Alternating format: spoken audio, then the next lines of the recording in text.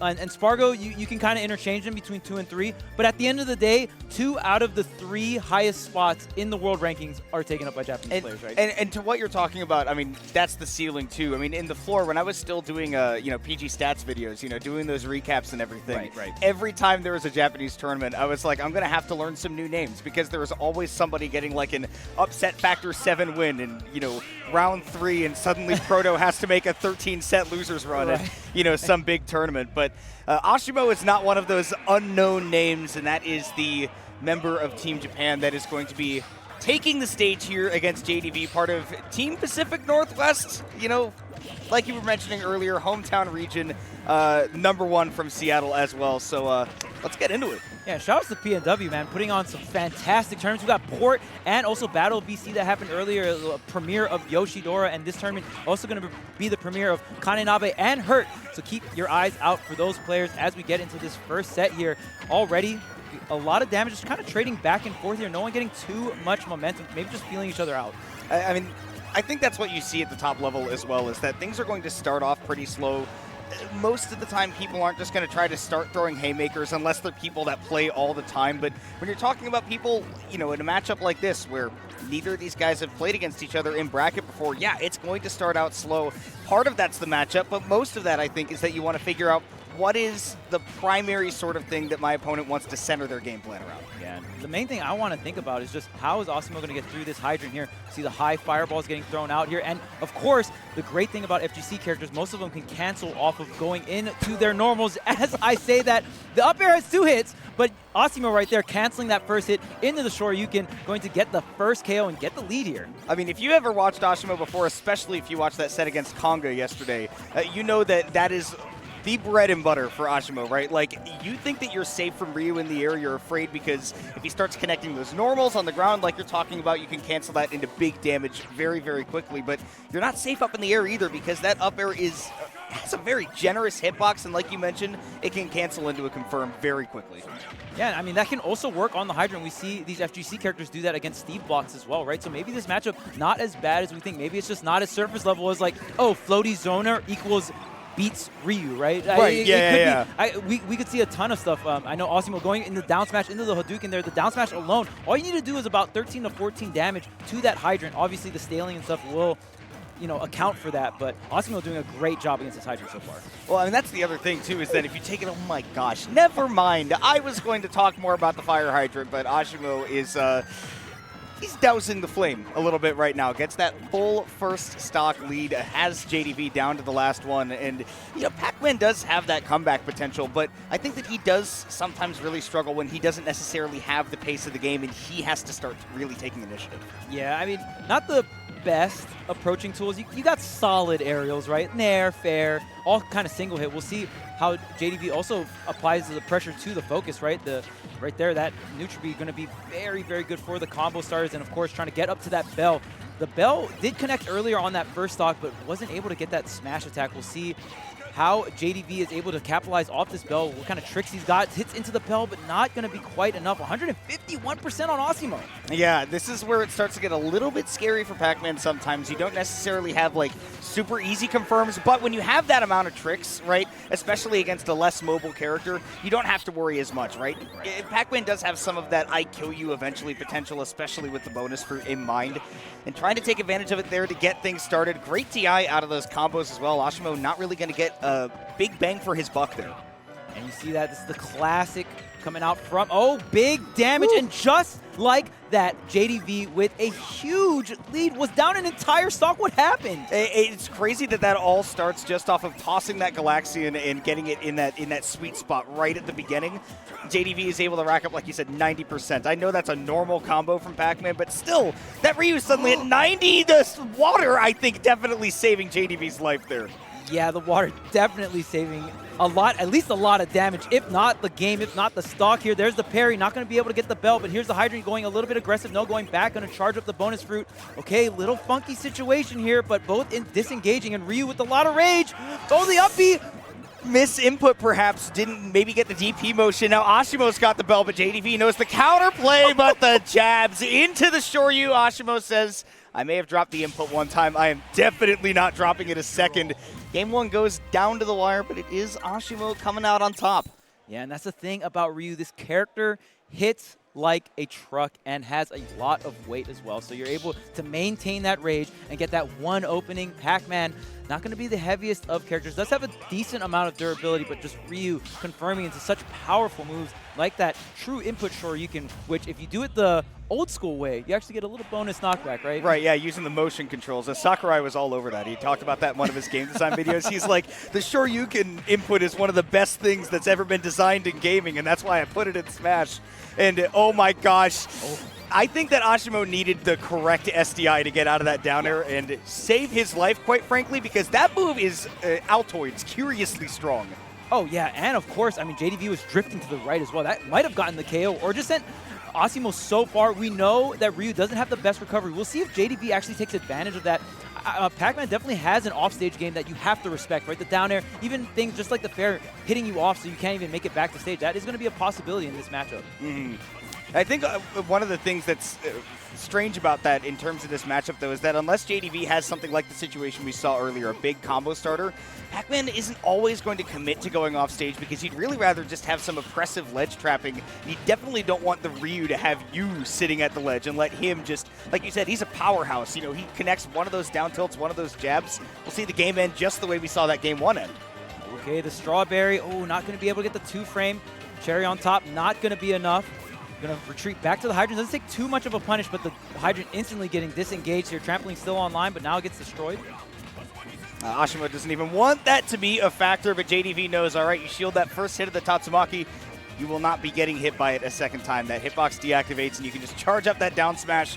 Does take the lead here. The question is, will he be able to continue it? Answer is no, because Asimo stray hits equal death. Asimo is just so clean, man. You rarely see the drop coming out from Asimo, and when you play a character like this that's very combo-orientated, to get the damage, get the KOs, you've got to have that on lock. Now we'll see if Asimo can fire back and try to take the lead here. Sitting at just a modest 50% again. We've seen that Pac-Man can do so much damage. Go in the trampoline. Oh, man, JDV got so many setups here. That was like something out of The Naked Gun. Yeah. Like that was something that would happen to like Leslie Nielsen's character. Just he gets shoved back into a trampoline, bounce up to the second floor. Yeah, and it doesn't do any damage or anything. No, like, nothing. Okay, it's just an inconvenience. It's like, I don't understand your tactics. Just another obstacle here that Asimo has to get through to get to JDV, to get his hands dirty. Another grab here. And we even saw JDV get some anti-air grabs as well. That grab very active here, backing up with the focus. Going to get a bunch of that bonus fruit charge here. Oh, the ledge jump there is so quick. Yeah, JDV's decision-making has been really great, but I think that one of the things that we are seeing shine the most in this match is just how well Asimo has trained in this matchup. I mean, not getting caught off guard by any bonus fruits, actually having direct counterplay to a lot of these situations. JDV said, I sent you to the second floor, I will go to the third. Oh, yeah, if only there was a top platform like Battlefield or something, we could have gone all the way up. Actual escape zone. Okay, looks like all the bonus fruit getting charged up. Now Asimo getting to the point where you're Bell... dead. Oh! Wow, goes into the fireball there. Maybe not enough damage. Asimo just wanted to tack on a little bit more, but there was the max rage online, right? Yeah, like with that amount of rage, I would expect Ryu to be able to take the KO. Great DI by Asimo, but yeah, just maybe not able to find a connection. There we've seen Asimo do that a couple of times already. Catch that bell coming off of ledge, has the timing. I think the real question next time that situation happens is whether JDV is going to have the counterplay ready. Maybe a back air in that situation where Asimo goes to catch the bell. Way. Oh my goodness. That back air almost did it. Oh, the apple.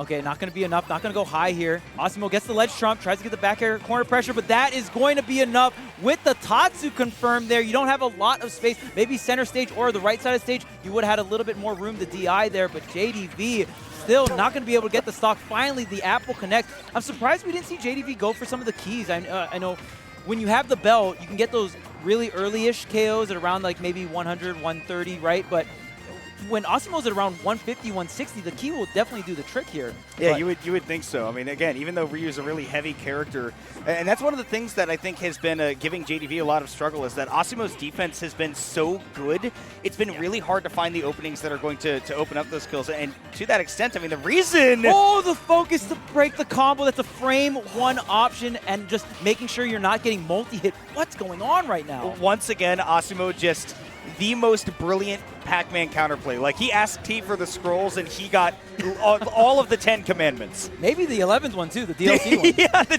DLC 10 commandments. God dropped a new one on us. Oh, JD committing to the jabs, though, able to fight out of the corner. But once again, we see here Asimo, 129%, loads of rage. The question is going to be, can JDV find a KO? Drops the bell, and the forward smash does connect. And the PNW crowd gives a hearty woo! Man, and that game, I was just like, please don't have another situation where Asimo gets to 200%. Right. Because like you pointed out, you think that Asimo's strength when you watch him is the offense, right? Just whenever he gets a conversion, he's so clean, he converts into those KOs time and time again. But how many times did he live past 150, right? Like you said, the defense is what gives Asimo's those chances to get the offense going. And again, being from the region of Japan, they are known for their defensive play. So Asimo has to be able to have that defense through all these zoners and be able to get into those situations where he can find those combos, right? And that's what's impressive about the defensive play, is that it's not that it's defensive play that's taking control of the pace of the match or anything. I mean, a lot of this is so responsive to what JDV is doing, because it's hard to control the pace of a match as Ryu against Pac-Man. Like, he's the one that's going to be setting the tempo most of the time.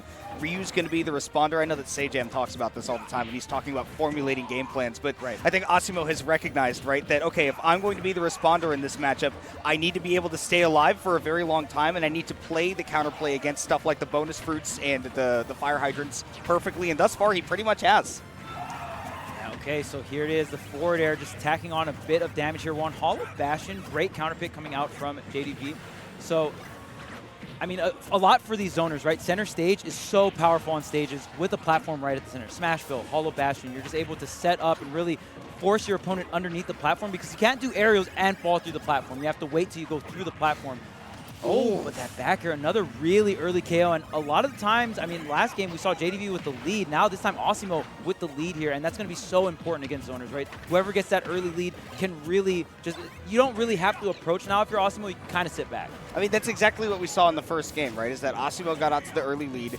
And I think one of us mentioned it. I don't actually remember who it was because my memory is terrible. But one of us mentioned the fact that, like, JDV was playing from behind. And it's kind of tough to do that as Pac-Man. But JDV finding that forward smash right there, playing around the hydrant, and definitely, right, the game plan started off simple, you know, started off a little bit slower between these two players, but now they're really starting to mix in a lot of different elements of their gameplay on both ends. Yeah, and we saw Asimo actually go for that down smash, which has been so good against the hydrant, but we saw JDV instantly get the stock, that first stock, with the forward smash of his own to counterplay, because the only thing you can do after that is attack with a special move, right? So JDV's like, hey, if you're going to go for these down smashers on hydrant, they're not going to be free every single time. You can't just disarm my hydrant, throw a Hadouken, and make it your turn. I also can just throw my forward smash and hit you for it. And you're you know, whatever comes after, whatever that special move is, it's not beating Inky or Blinky. Yeah, I mean, it's one of the two. One of them. I know it's not Pinky, and I know it's not Clyde. And I know that second stock is no longer available to JDV, because, once again, Asimo, right, you just connect one of those normals at that 100+% and you're gone. But so, too, is Asimo's second stock. It is dead even going into the turning point of the middle of the set. Tied up 1-1 in Game 3. This is a very pivotal game to win. Yeah, and you already know, it's Port Priority 8. We're in top 128, so you expect it to be best of 5, but this entire tournament has been best of 5, and this entire tournament has just had banger after banger. We're going to open up with one, too. That is already what we were seeing, but question now is going to be who takes this next stock, and especially, I think, how is it going to happen? Because I don't know how many cards either of these two players have left to play. I think it's all about the order in which they do them and really being able to recognize how their opponent is responding to things at this point, because I don't think that there's really anything left to hide. Beautiful air dodge here, and yeah, especially coming into this last stock, Game 3, a very pivotal game when it comes to momentum, right? You're going to have that counter pick going into Game 5 if it does go into that Game 5, and we already see the counter picks being very important. Goes for the shield break there because not far enough for the conversion, the Tatsu, but the push off from the Hydra going to reset neutral here. No, JDV actually swings his way back on the stage. Does not want to commit to charging up that bonus fruit either, wants to keep that ledge trap going at all costs, but now, like you're talking about, that center platform with the with the hydrant as well, right? JDV's able to sit behind all of that to keep things alive here, but Asimo climbing in that percent. It only takes a stray hit, and even the cavernous blast zones of Hollow Bastion are not enough to save JDV. Asimo continues to hold on to the momentum in this set and goes up 2-1. Yeah, and most Pac-Man players, after throwing down that hydrant, kind of feeling a little safe to go for a charge on the bonus fruit there. Asimo catching JDV sleeping on the option of the back here. We saw the call out with the full hop roar there. Incredible stuff coming out from Asimo. Now has the lead 2-1. We'll see if JDV can bring this to a Game 5 set. And man, I want to see the Game 5. Opening up the stream, opening up day 2 with the Game 5 here with Rank 1 Seattle, the hometown hero, if you will, right? That's a heck of a way to wake up the crowd, too, right? It's like, hey, everybody, I hope that you're awake here at 10 a.m. West Coast time. I know it's a little early for everybody over here. Also, good afternoon to everybody on the East Coast. But, if everybody in the crowd can start saying, oh, hey, like literally first match of the day, and our guy is taking Asimo to the brink, that would be great. But for right now, Game 4 is going to small battlefield. JDV maybe looking to scrap or maybe to sort of even take more control of the game, force Asimo to commit in more particular situations, especially given that that's exactly how that last game ended. Asimo picking up on a jump habit right there from JDV. Maybe JDV is going to be able to kind of do the same on a smaller venue. Yeah, and I mean, we saw Hollow Bastion, very strong stage for these zoner types, right? But JDV opting to leave Hollow Bastion and come here to small battlefield. Yeah, which again, like surprising to me, but I think that does speak more to, I think, the game plan that you go in with, right? That I think that JDV has to really commit to that. Asimo, though, committing to that Shoryuken without getting the proper hit confirmed. Once again, reading the jump behind that fire hydrant. So that's something that I think we're going to see a little bit more over the course of this set. Does finally commit to that Shoryu off of the hit confirm. 2 stocks apiece. Ooh, the grab, no, goes for the jab there. And I like the way Asimo even set that situation up. Goes into the ledge trump. JDV does a great job reacting to the ledge trump. Goes for normal get up, but Asimo just follows right behind. Forces that close-up scenario right by the ledge. And guess what? You got the auto turnaround with these FGC characters. So it doesn't matter what side, Asimo is able to get the confirm. Press a button, it's going to go in the right direction, more or less. That's going to be big damage off of the Shakunetsu, forcing JDV to burn that air dodge, go down to ledge with a safe recovery, but it just gives Asimo another opportunity for a ledge trap, and he does not pick up what he puts down, or rather does not drop what he puts down. He is able to pick up that combo and bring JDV to potentially winner's bracket stock. Okay, here's the bell setup, and look at how many times Asimo has swung at the bell. So much players, especially year 1, year 2 of Ultimate, kind of just over-respected the bell. But hey, guess what? It's Ultimate. You can mash it out. You can just get rid of all that. It's still, JDV has got to find a confirm and quickly, because again, when Asimo starts getting the momentum, and unfortunately blocked by the fire hydrant right there, but again, this is what I'm talking about. When Asimo gets the momentum, when you're on the back foot, especially as a character like Pac-Man, things can fall away very, very quickly. I love the quick escape by JDV there. I'm out. And I mean, so many times Asimo has forced this corner situation, which has been so much in his favor, whether it's from a ledge trap or whether it's just cornering JDV. He's gotten so much out of it. Catching the roll, and is it going to be enough? You should be fine. You have a lot of stage to work with, but you're taking so much damage. And another back air. Asimo closes it out 3-1 versus JDV. Really, really solid stuff from Asimo. And I think, like we were talking about, right, at a certain point, everybody's shown all their cards. There's really nothing left to hide. And at that point, it's about really paying attention to the player. You're confident about playing against the character.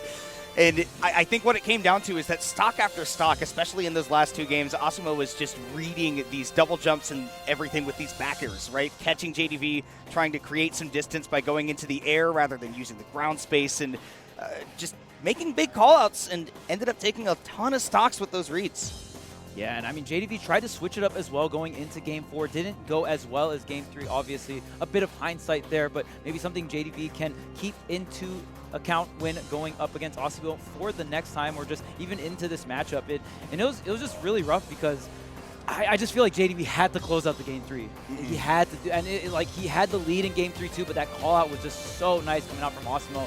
And then the snowball effect happened, and these corner situations, Asimo created so much up-close boxing scrambles on the left and right sides of the stage. Yeah, that was another thing I think that Asimo did really well, was just recognizing all those moments where JDV was like, okay, I'm going to back off, I'm going to create some space and give myself a little bit of time to get things set up. And Asimo was like, no, I'm not just going to let you do that. I know you have a hydrant and everything, but I can still be close enough to threaten you where you can't charge bonus fruit, all that kind of stuff. And, you know, I mean, like you're saying, I think that was a really defining factor in that match. Yeah, and I mean, just the way in terms of characters that have tools to disarm Hydrant, like maybe this matchup's not as bad as we think. Maybe it's not just, oh, Floaty Zoner beats Ryu, right? Just because the Ryu might not have the speed, but he definitely has the firepower to take out those Hydrants, and you can special cancel. And also, one thing I thought of as well, we saw Asimo go for it like once or twice, but even after the down smash on the Hydrant, you can go into focus, right? So you do have a defensive special you can go into as well if you feel like a smash attack is going to come afterwards or something like that, right? So great